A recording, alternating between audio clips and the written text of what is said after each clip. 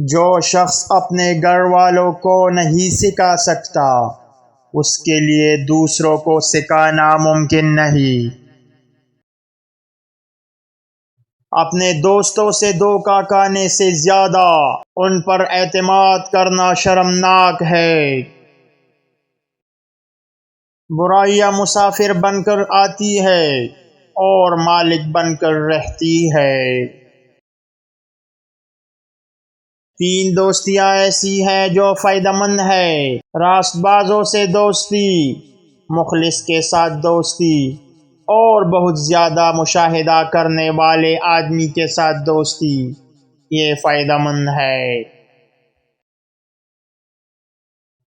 عقل مند آدمی کا دل آئینے جیسا ہونا چاہیے جو ہر چیز کی عکاسی کرے۔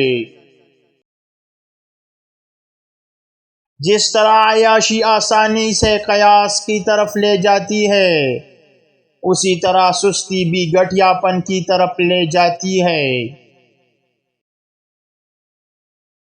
بغیر سوچے پڑھنا آپ کو الجھا دے گا، بغیر پڑھے سوچنا آپ کو خطرے میں ڈال دے گا۔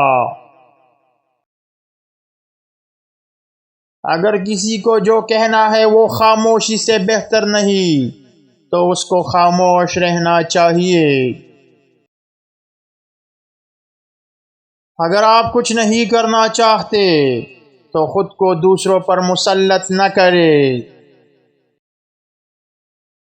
کسی برائی کو اتنا چھوٹا مت سمجھو کہ تم اس کا ارتکاب کر سکو، اور کسی نیکی کو اتنا چھوٹا نہ سمجھو کہ اس پر نظر ڈالو۔